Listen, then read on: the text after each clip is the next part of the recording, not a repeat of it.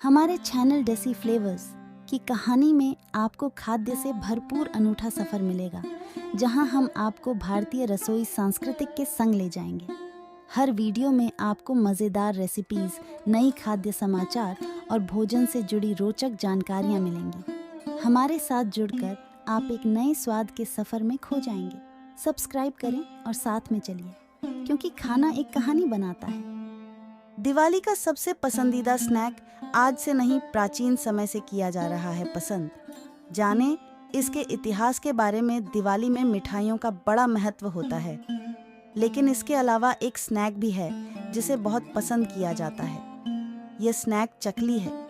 क्या आपको पता है कि इसे बनाने का आइडिया कैसे आया था? तो आइए जानते हैं। कुरकुरे स्नैक्स चाय का मज़ा दोगुना करते हैं। अब जैसे दिवाली में लोग मिठाइयों के संग चकली भी सर्व करते हैं। चकली महाराष्ट्र में एक फेमस स्नैक है जो अक्सर घरों में बनाया जाता है। महाराष्ट्र में कई जगह चकली के बिना दिवाली अधूरी मानी जाती है। ये भले ही फेमस महाराष्ट्र में हो, लेकिन इसे दक्षिण भारत में पहले बनाया गया था। इतना ही नहीं, वहाँ इसे नाम भी अलग दिया गया था। अब बताइए, है ना कितनी दिलचस्प बात कि कोई एक डिश बनाई कहीं गई थी और उसने ख्याति प्राप्त कहीं और की। दक्षिण भारत के किस राज्य में आखिर पहली बार चकली बनाई गई थी?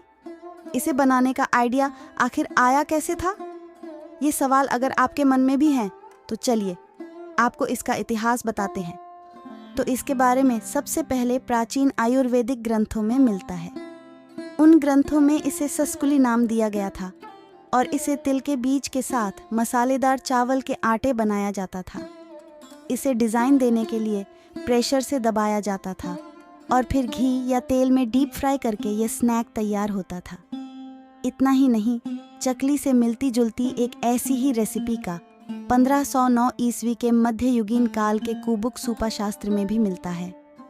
उसमें बताया गया था कि चकली को चावल के आटे, चने के आटे और उड़द दाल के आटे को मिलाकर तैयार करते हैं।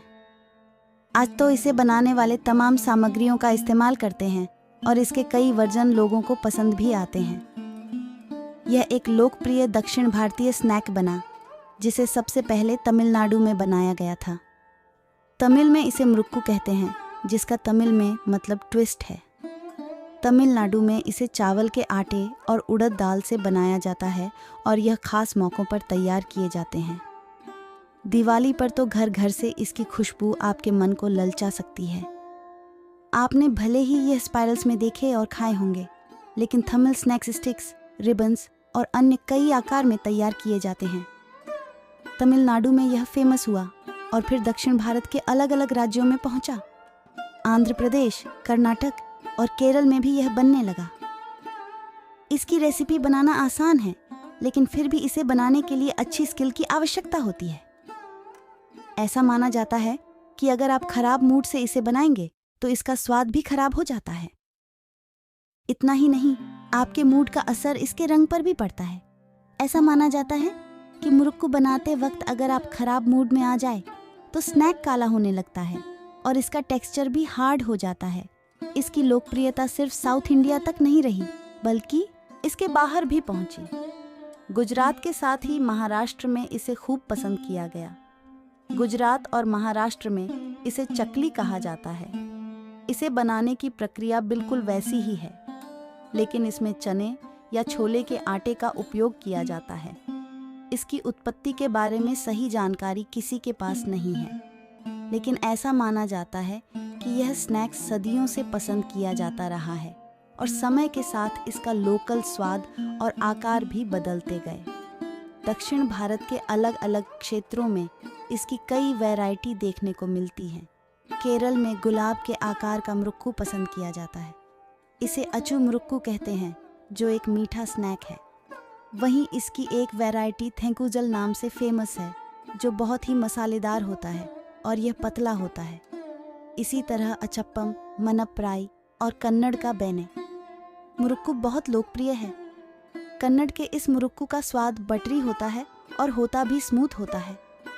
अब तो इसे नारियल और रागी से भी तैयार करते हैं। इस तरह इसकी लोकप्रियता किसी एक जगह ही सीमित नहीं है। मुरुक्कू कहिए या फिर चकली, इस पसंदीदा स्नैक के बारे में दिलचस्प जानकारी आपको कैसी लगी, हमें कमेंट में बताएं। मैं आशा करती हूँ कि आपको ये जानकारी पसंद आई होगी। तो ऐसे ही महत्वपूर्ण जानकारी के लिए मेरे चैनल को ज़रूर सब्सक्राइब और लाइक शेयर करिए।